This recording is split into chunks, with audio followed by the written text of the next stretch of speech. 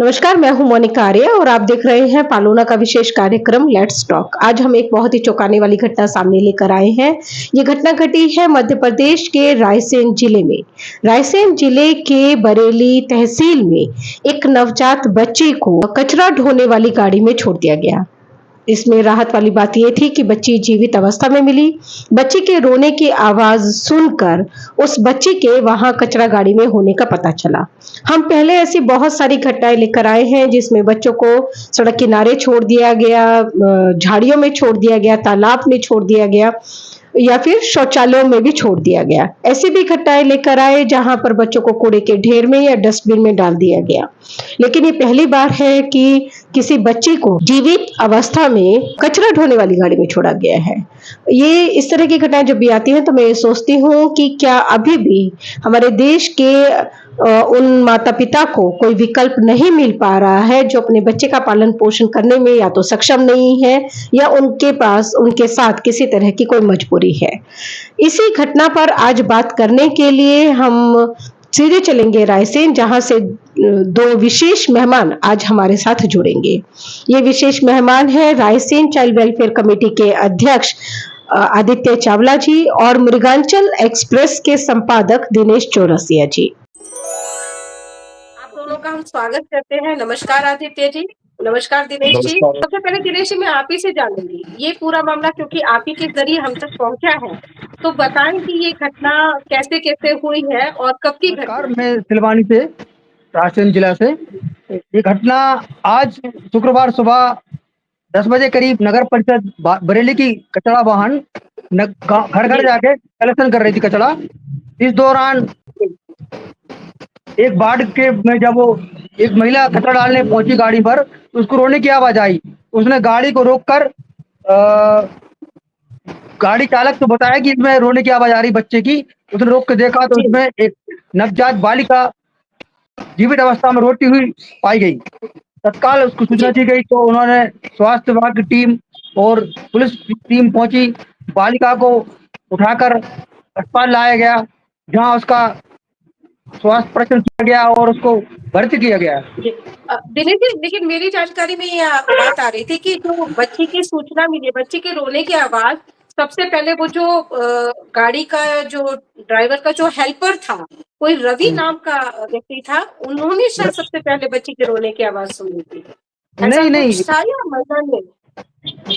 उस बाढ़ की एक महिला जो कचरा डालने आई थी उसको आवाज रोने की आई। उसने रवि डागोर जो नगर पालिका का कर्मचारी है उसको बताया। जी। तब उसने अपने वाहन चालक और क्या नाम उसका, इसाक खान, उसको इरशाद। बताया। हाँ इरशाद हाँ। शायद नाम है। तो उसने फिर अपने वरिष्ठ अधिकारियों को सूचना दी, नगर पालिका परिषद अध्यक्ष और जी सीएमओ को। वहां से टीम आई और पुलिस विभाग की टीम भी पहुंची और स्वास्थ्य विभाग की टीम भी पहुंची मौके पर। जी जी।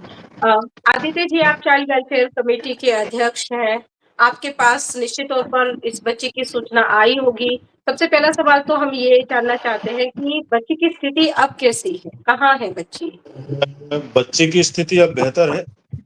अभी जी स्थिर है उसकी स्थिति। बच्ची को जिस कचरा वाहन में डाला था उसमें कुछ जी नमी के कारण उस बच्चे को हाइपोथर्मिया नाम की थोड़ी सी शिकायत हुई है। और जी बाकी जी जो कचरा वाहन से जो उसको छोटे मोटे जो छिला छिलना कैसे? वगैरह हुआ है कुछ, तो सेप्टिक की थोड़ी जी सी शिकायत है, लेकिन बाकी बालिका ठीक है। कि मतलब बच्ची को रैशेज है और बच्ची को बालिका हाइपोथर्मिया की शिकायत है। जी यहाँ हम जी बिल्कुल। दर्शकों को ये बता देते हैं कि ये जो नवजात शिशु है, जस्ट अपनी माँ की कोख से बाहर निकल के आते हैं, इनको एक गर्माहट भरे माहौल की जरूरत होती है। आप भी जानते हैं कि जब हमारे बच्चे जन्म लेते हैं तो कैसे हम उनको प्रोटेक्ट करते हैं, कैसे हम उनको केयर करते हैं, कैसे हम उनको कपड़ों से ढक के रखते हैं। लेकिन ये जो बच्चे होते हैं जिनकी बात पालोना करता है, ये अक्सर ऐसी ही स्थिति में होते हैं कि बस इनका जन्म हुआ और इन नवजन्मे शिशुओं को ऐसी हालत में छोड़ दिया जाता है जैसे रायसेन की ये बच्ची मिली है। वैसी स्थिति में ठंड लगने की वजह से, नमी की वजह से, कई बार ओस की वजह से बच्चों को हाइपोथर्मिया हो जाता है, यानी ठंड लग जाती है उनको, जिसकी वजह से वो इस स्थिति में पहुंच जाते हैं। तो इसके अलावा मतलब आप बता रहे थे, जब मेरी बात हो रही थी कि बच्ची क्योंकि कचरे के ढेर में मिली है तो कचरा भी काफी उसको लगा होता, और इसके अलावा बिल्कुल बिल्कुल। गोबर आपने बताया था कि गोबर उस बच्ची के पैरों में लगा हुआ था। जी बिल्कुल। तो गोबर जनरली मतलब कचरे के गाड़ी में कचरा लोग डालते हैं, गोबर नहीं नहीं डालते। यार, क्या इसका क्या है कि इससे हम ये अंदाजा लगा सकते हैं आदित्य जी कि बच्ची का जहाँ जन्म हुआ होगा वहां कुछ जी गोबर वगैरह डला हुआ होगा और वही बच्ची को लाके डाल दिया गया है उसमें। नहीं, ये जांच के विषय है। पुलिस इसमें जो थाना बेगमगंज पुलिस इसकी जांच में लगी हुई है। जी। और जो अच्छा। कचरा वाहन है जो उसमें बाकी तो जो क्षेत्र के लोग हैं वो तो क्या है, पहले अलग अलग तरीके से रखा जाता था, गीला कचरा सूखा कचरा, लेकिन उस गाड़ी जो मैंने वीडियो उसका देखा उसमें जी। हर प्रकार की झाड़ियां, कचरा, पन्नियां, पॉलिथीन, गोबर, ये सभी चीजें उसमें पड़ी हुई सब थी। कुछ। तो वीडियो के जी। माध्यम से दिख अच्छा, रहा है। बच्ची क्या वैसी स्थिति में थी जैसे कि नवजन्मे बच्चे होते हैं, मतलब बच्ची को गर्भनाल लगी हुई थी, प्लेसेंटा लगा हुआ बिल्कुल था या? बिल्कुल बिल्कुल बिल्कुल, उसके गर्भनाल लगी हुई थी। बच्ची क्या है कि तुरंत ही जो जन्म हुआ और उस बच्ची को कचरा वाहन में डाल दिया गया। अच्छा, तो मतलब ना तो उसकी गर्भनाल काटी गई, ना उसको किसी कपड़े में लपेटा गया, बस नहीं, उसको बिल्कुल ऐसे नहीं। ही।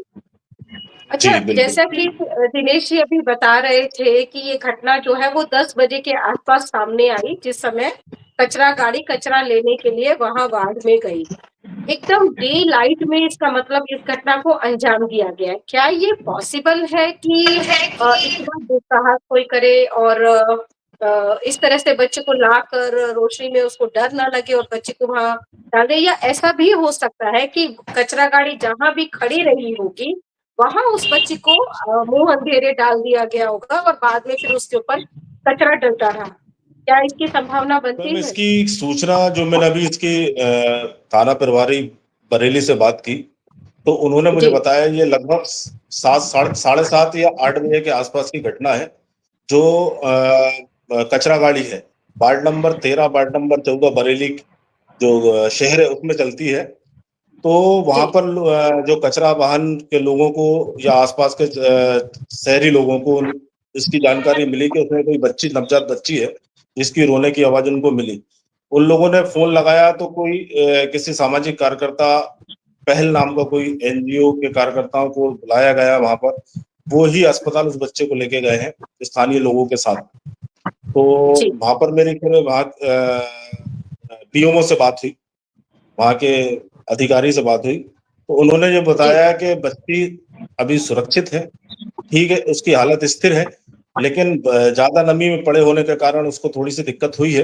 बाकी बच्ची सुरक्षित है, सुरक्षित। दिनेश जी, आप पहले भी पालूना के लेट्स टॉक कार्यक्रम में जुड़ते रहे हैं, इस तरह की सूचनाएं पालूना से शेयर करते रहे हैं। कई घटनाएं हमने देखी हैं कि रायसेन में होती रही है।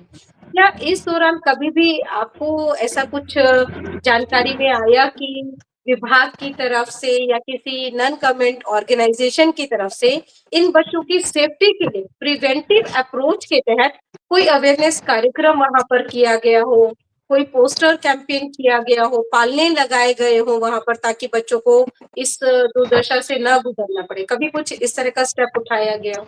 इस तरह की दिनेश जी। घटनाएं रायसेन जिले में 3-4 बार अभी 1 साल के अंदर 3 बार हो चुकी हैं।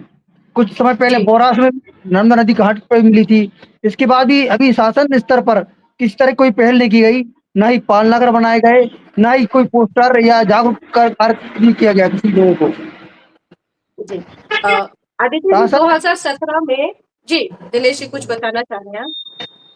शासन स्तर पर इस तरह की योजनाएं कागजों में चलती रहती हैं। धरातल पर इन योजनाओं का कोई अमल नहीं हो रहा है। ना ही कोई जागरूकता महिलाओं के लिए किया जाता हो कि अगर आप नहीं पाल सकती हैं तो यहाँ दान कर दें, यहाँ छोड़ दें। पालनगर आज जी। जिले में शायद मेरे नाले में जो है सिर्फ गोहरगंज में ही एक है। बाकी तहसील स्तर पर इस तरह की व्यवस्था हो जाए तो जो नहीं पाल सकते वो वहाँ बच्चे को छोड़ क्या सकते हैं। जिला मुख्यालय में ऐसा कोई पालना लगाया हुआ है कि लोग अपने बच्चे को पालना नहीं चाहते हैं या नहीं पाल सकते हैं तो उस क्रेडल में ला के वो रख दें बच्चे को? जिला मुख्यालय पे नहीं, जिला मुख्यालय की तहसील है गोहरगंज, वहाँ है एक पालनगर। वहाँ इस तरह की व्यवस्था अच्छा। है, जिले में एकमात्र जगह। जी। अ, पालने आदित्य की जी, पाल 2017 में जी, आप कुछ पालना बताएं? जो है अभी मैं मुझे सीडब्ल्यूसी ज्वाइन किए हुए 4 से 5 महीने हुए हैं। अभी जी। इसमें मैंने देखा है कि अपने जिला चिकित्सालय में, रायसेन जिला चिकित्सालय में भी पालना लगाया हुआ है।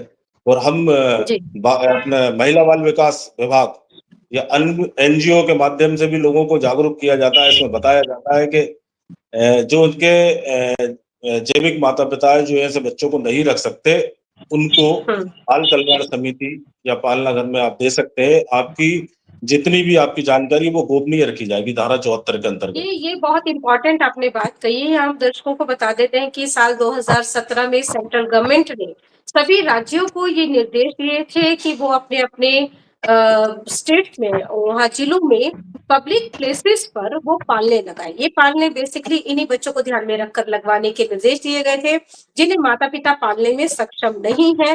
वैसे बच्चों को इन क्रैडल्स में डालने की सुविधा, एक विकल्प सरकार की तरफ से मुहैया करवाने की बात हुई थी। मगर बहुत ही अनफॉर्चुनेट है कि सभी राज्यों में ये पालने नहीं लगाए जा सके और जिन कुछ राज्यों में ये पालने लगे भी, वहाँ भी ये सही इनकी देखभाल नहीं होने की वजह से ज़्यादातर पालने कबाड़ की शक्ल में तब्दील हो गए। मैं ये उम्मीद करती हूँ कि मध्य प्रदेश में ऐसा नहीं हुआ होगा क्योंकि मध्य प्रदेश को हम ये मान के चलते हैं कि काफ़ी एडवांस राज्य है और बच्चों को लेकर वहाँ काफ़ी योजनाएँ भी चलती हैं। अ, अगर आप एनसीईआरटी का डेटा देखते हो आदित्य चावला जी, तो वहाँ अबंडन चिल्ड्रन के मामले में मध्य प्रदेश और महाराष्ट्र हमेशा टॉप पे रहते हैं, यानी कि सबसे ज़्यादा बच्चे मध्य प्रदेश और महाराष्ट्र में ही छोड़े जाते हैं। हालाँकि ये बच्चे नवजात नहीं होते हैं, 12 साल तक के बच्चे इसमें आते हैं। पर जब बिल्कुल। हम नवजात बच्चों की बात करते हैं, तो वहाँ भी मध्य प्रदेश काफ़ी अग्रणीय है, मतलब काफ़ी टॉप वाले जो स्टेट्स हैं उनमें रहता है। आपको नहीं लगता है कि जो ये पालने लगाए गए हैं, केवल लगाने से उद्देश्य पूरा नहीं होगा, जब तक कि इनके बारे में जानकारी आम लोगों तक ना पहुँचे या जो आपने सेफ सरेंडर वाली बात कही, वो भी बहुत इम्पोर्टेंट है कि लोगों को सेफ सरेंडर की पॉलिसी की जानकारी होनी चाहिए। जी, बिल्कुल। अभी क्या है कि ज़्यादातर लोगों को इस चीज़ की जानकारी नहीं लगी है। पालने तो लगा दिए गए हैं, लेकिन वहाँ पर मैंने देखा है कि उसकी सुरक्षा जैसे अब जिला चिकित्सालय में पालना लगा हुआ है।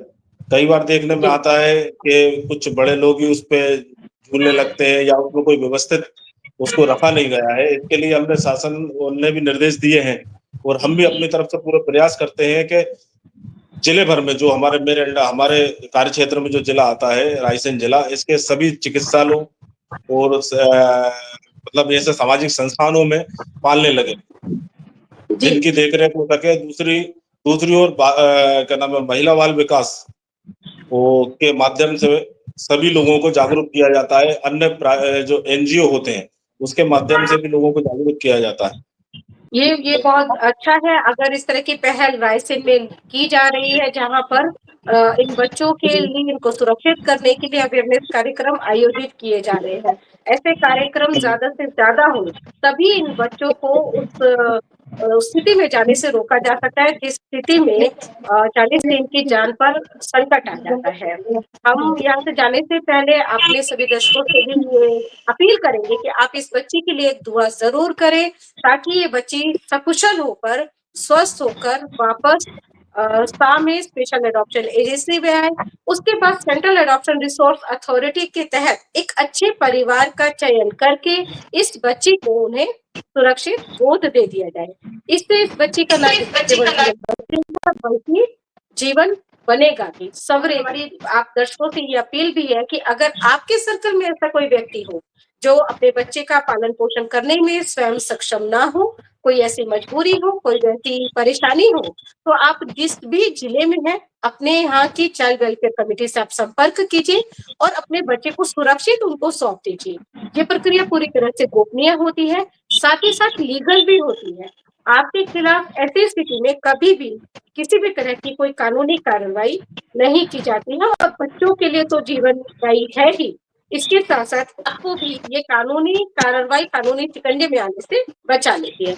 यहाँ से जाने से पहले मैं आप दोनों का धन्यवाद अदा करती हूँ। आदित्य जी, दिनेश जी, बहुत-बहुत धन्यवाद ये सारी जानकारी हमसे शेयर करने के लिए और ये रिक्वेस्ट रहेगी कि आगे अगर इस तरह की कोई भी घटना होती है या किसी बच्चे को सुरक्षित भी कोई माँ-बाप छोड़ते हैं, तो उस तरह की पॉजिटिव स्टोरीज़ भी हमारे माध्यम से समाज तक पहुँचे ताकि और लोग भी उससे प्रेरित हों।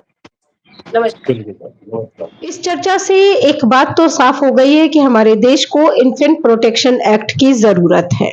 ये एक्ट जब तक देश में नहीं लाया जाएगा, बच्चे इसी तरह से उनकी जिंदगियों को खतरे में डाला जाता रहेगा। जरूरत इस बात की है कि हम केवल संवेदना या अफसोस जताकर अपनी जिम्मेदारी की इतिश्री ना समझ लें। जरूरत इस बात की है कि हम व्यवस्था बदलने में अपना सक्रिय योगदान दें। पालोना इसके लिए इन्फेंट प्रोटेक्शन एक्ट की मांग उठा रहा है। अगर आप ये वीडियो देख रहे हैं और यहाँ तक आप आ गए हैं तो मेरी आपसे ये गुजारिश रहेगी कि पालोना ने change.org के जरिए जो पिटीशन दायर की है इन्फेंट प्रोटेक्शन एक्ट को लेकर, उसे आप भी जरूर साइन करें। आपके हमारे साथ जुड़ने से सरकार पर दबाव बनेगा। सरकार इन बच्चों के बारे में सोचेगी जिनके अपने ही, जिनके जन्मदाता ही उनके जान के दुश्मन बन गए हैं। आप और हम मिलकर इन बच्चों को बचा सकते हैं। हमें आपकी आवाज की, आपके साथ की जरूरत है। सिर्फ आप इस पिटीशन पर साइन कीजिए, बल्कि अपने घर वालों से, अपने परिजनों से, अपने दोस्तों से, अपने कलीग्स से, अपने सहकर्मियों से भी इस पर साइन करवाइए। पालोना का उद्देश्य ये नहीं है कि बच्चे जब इस स्थिति में आ जाएं इसके बाद उनके बेहतरी के उपाय किए जाए। पालोना का उद्देश्य ये है कि बच्चे इस स्थिति में ही ना जा पाए, उन्हें इस दुर्दशा से, उन्हें इस पीड़ा से बचा लिया जाए। इसी के साथ अब मैं इजाजत लूंगी। नमस्कार।